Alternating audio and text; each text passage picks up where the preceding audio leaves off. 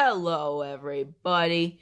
This is Cam Earl, and today I am going to be continuing my Shadows over Innistrad board game review. Hoping not to take 20 minutes just talking to myself the first video, and just go on here. So, last time I reviewed the Lantern Geist for you. Now, I'm going to review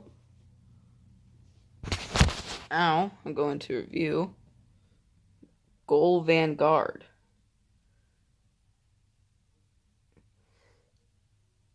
Now, this guy is by far my favorite of all the creatures except the Eldrazi, which comes in the Zendikar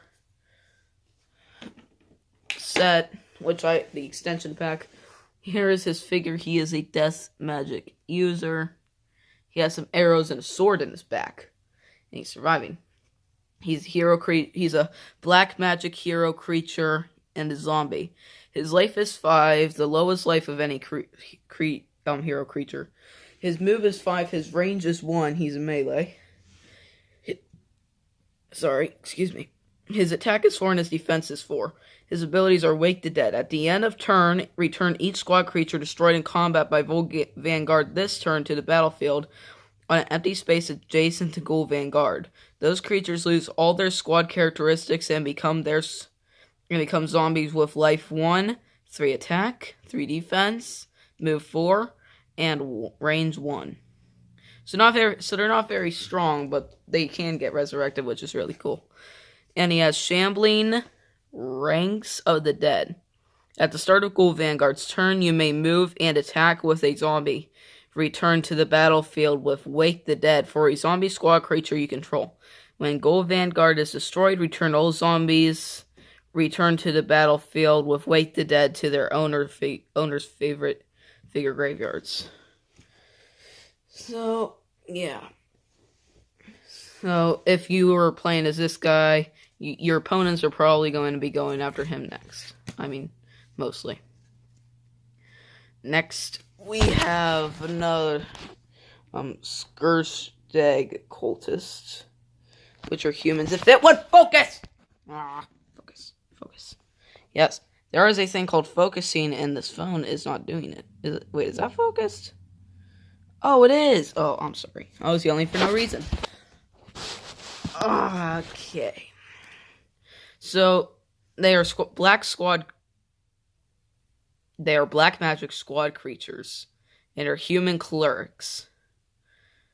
Their life is 2, their move is 5, their range is 1, their attack is 3, and their defense is 1. So pretty weak creatures, but they're not creatures, they're humans, so I guess that's why. I mean, humans are pretty weak if you really think about it. We have 3 of them. Here's number 1, which is my favorite. He is holding an orb and a staff, and has a strange cultist hat on. We have this guy who's holding a lantern and an axe, kind of axe hook thing. And we have this guy who's holding a lantern and a sword. Or dagger, whatever you want to call it. Dropped one. So their abilities are Dark Bargain. Dark Bargain, what it does is at the start of Skurstag Cultist's turn, you may deal 1 damage to a cleric creature you control. If you do, each Skurstag Cultist gets +1 attack until the end of the turn. So, this would be best if you were, since they're melee, this would be best if you were near another creature. And Indoctrination. Whenever a Skurstag Cultist destroys a squad creature in combat, you may return a Skurstag Cultist from your figure graveyard to an empty space adjacent to the attacking Skurstag Cultist at the end of turn. So they replace a soul with another soul. That's basically what it's saying they do. Okay, we have our next Planeswalker, which is a white and red magic user Planeswalker. named Nahiri, Fury, Hands, and Stone. Here is her character token. She has an orange sword there, and it's not going to focus on their tiny face. She has red and golden clothing on. And she's pale gray skin. I heard that she once had an alliance with Soren of the Eternal Thirst. Okay. At the beginning of her turn, at the beginning of the game, if you're playing as her, she can start with 2 of these sand tiles on her character card. Her life is 7, her move is 4, her range is 4, her attack is 3, and her defense is 4. She has 3 abilities, which is really cool. She has Bulwark. Nahiri gets +1 defense while defending with a height advantage, which is why they call her Fury and Stone, since her range is 4, I guess. Pass through Stone. After moving Nahiri for the first time each turn, you may move her to a space of equal terrain elevation with the 4 spaces of her. You may roll this is called Pass Through Stone. If you do, you may roll the 20-sided die. If you roll a 1, deal 1 damage to Nahiri. 2 through 15, nothing happens. If you roll 16 through 20, deal 1 damage to all adjacent creatures. And her last one is Lithomancy. At the start of the game, place 2 single hex sand tiles on this army card. After moving Nahiri, you may place one of those tiles on a non-water space Nahiri occupies. See, I told you about that. She can use them. That was her card. Now we're on to the fire creatures. And our first is our final hero creature. We are almost done with reviewing the creatures, guys. We have the one and only Mad Prophet. He's holding his little scroll there. He looks like he has snakes for hair, but he doesn't. And a bunch of gadgets on his man dress or whatever. And here's his character card. Oh, you can't see that. Oh. There's his character card. His life is 6, his move is 5, his range is 1, his attack is 3, and his defense is 4. So he's not the strongest hero creature. He has 2 abilities. His first one is Haste. When you summon Mad Prophet, you may immediately attack with it. And Insistent Ravings. Mad Prophet gets +2 attack while attacking a hero creature or planeswalker. So he does do pretty good. He is an enchanter. Or enchantress. Is he a girl? I can't tell the difference. Now we have... I think these guys are vampires. We have the Bloodline Nobles. Dropping one. So we have our first guy who's holding his sword straight up in the air like that. Long hair. We have the girl one, which is jabbing her sword right up that noggin. With a little crest on her head. Yeah, this guy who's holding the staff down. With normal hair. No long hair, I guess. Why am I talking about hair? Their life is... Oh, did I show you their character card? Bloodline Nobles. They are red magic user squad creatures, vampire warriors. Their life is 2, their move is 6, their range is 1, their attack is 3, and their defense is 2. Their only ability is Arrogant Strike. While a Bloodline Noble is attacking, if the defending figure has attack less than the attack of the Bloodline Noble, the Bloodline Noble gets +1 attack.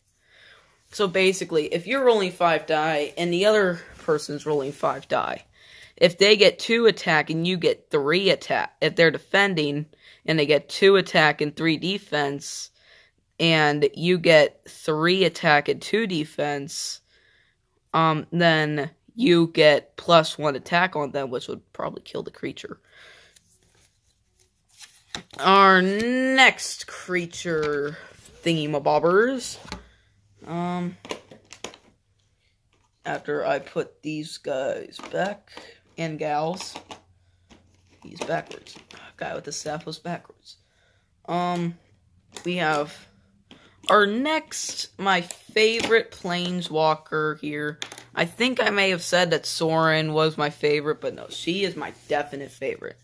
We have Arlinn Kord, Golden Knight Outcast. Her life is 6. She uses red and green magic. She's a planeswalker, of course. Her life is 6, her move is 5, her range is 7, her attack is 3, and her defense is 3. And here's her character, her figure.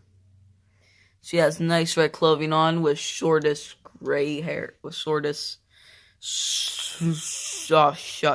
Come on. Kind of short, brown hair with a little gray at the bottom. She's getting old. Her life is 6, her move is 5, her range is 7, her attack is 3, her defense is 3. I think I said that. She has Archmage's Assault. At the end of Arlinn Kord's turn, if a creature was destroyed in this turn, you may deal 1 damage to a figure within 7 clear sight space of Arlinn Kord. And we have her best ability, which is Transform. At the end of Arlinn Kord's turn, you may transform her into Arlinn Moonblessed. If you do, replace Arlinn Kord with the figure with the Arlinn Kord figure with the Arlinn Kord Moonblessed figure. Which, it's not a human. It's a werewolf. It's a howling werewolf with some armor around its neck. Here's its character card. They're both front and back. So yeah. Oh, what am I doing? Yeah. So there's Arlinn Moonblessed. It's light. She also uses fire and forest magic. Her life is 6. Her move is 7. Her range is 1. Her attack is 5. And her defense is 4. She has the Moonblessed has the same transform ability, but there's one that has. It's called Howl. At the end of Arlinn's turn, as she dealt combat this turn, choose a squad you control. Choose a creature squad you control. Put a 1 attack counter on that squad. So that's pretty cool. There's Arlinn, our Golden Knight. Our Golden Knight Moonblessed Outcast, and her creatures have the same ability. She doesn't have a hero creature, unfortunately, but she can use Mad Prophet because she uses fire. So we have one of them, which has their crossbow down and their thinner, longer hair. We have this one, which is a little chubbier, seems more beefed up, long hair, beard, bow and arrow up like he's ready to shoot somebody. Pacow! They're called the Kessig Rangers. Their squad they're green. They use green magic. Squad creatures are human werewolves. Their life is 3. Their move is 5. Their range is 5. Their attack is 3, and their defense is 2. They have the same transform ability as Arlinn, but they do have a different ability, which is Hunt at Dawn. At the start of Kessig Ranger's turn, choose one of them. Whenever that Kessig Ranger attacks a non-adjacent figure for the first time each turn, it can attack an additional time this turn. Now we have our last creature on the bucket list. And I'll put that in there.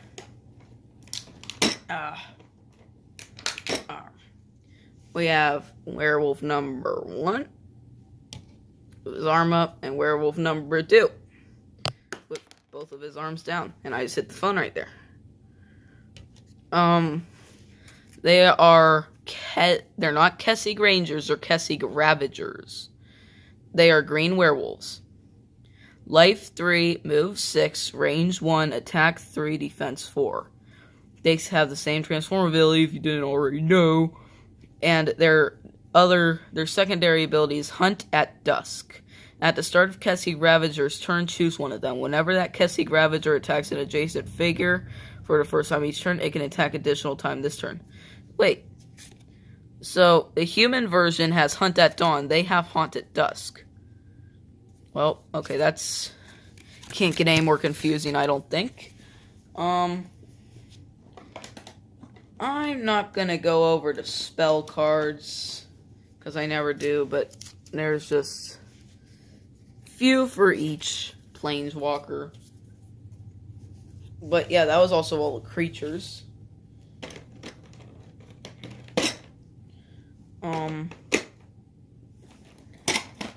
We're gonna get to the train now. So we have 6 of these 1 hex tiles, sand tiles, and we have now double hex sand tiles, but you may notice that all 3 of them have holes on the top here, and that's because of something very special. We have 3 of these rune-like things here, and you can plug them in top there, and they just sit there like that. And I really like that idea, added more terrain to it. We have 2 new these things. We have it's not attack up, movement up, defense up, or draw card thing. It's recall, which allows you to bring back a discarded card from the figure graveyard. From your card graveyard. And healing, which heals one of your planeswalkers 1 health, I think. We have our smaller 20-sided die here. Maybe my hands just got bigger. We have 1, 2, 3, 4, 5, 6, 7. We have 8 of these die of the battle die, and I think like 20 of the small red damage counters. And make sure you watch part 1 of this video too. If you're watching this video, you have no clue why I started the beginning of this video the way that I did.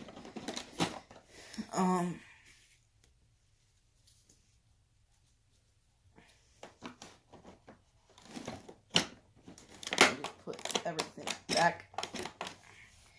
And we take this whole thing out. And now we have our turn counter, and we have all the counters, and we have decent sized instruction booklet. And we have the board tiles, which have, which have a little bit of stone on them. As you can see that texture right there, it's different from that over there down in that corner.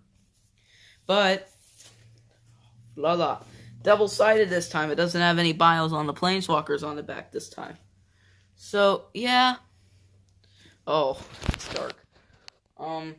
This would be it has some thorny trees like there. It's like Snow White. It's like Sleeping Beauty and some water.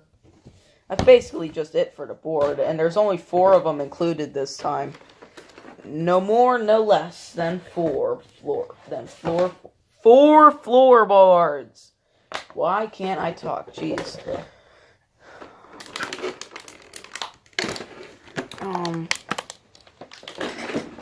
That was basically it for this review, guys. I know that my reviews suck, but I can't help it. I get lazy sometimes. But I will see all of you in the next video. Leave a comment, subscribe, leave a like, as you know you're supposed to do on YouTube. This game is for ages 10 and plus. It's from Hasbro Gaming, Wizards of the Coast. This was This was Magic the Gathering, Arena of the Planeswalker Shadows over Innistrad, tactical board game 2 to 4 players. And this is Cameron Earl ending the video in 3, 2, 1, drop a like.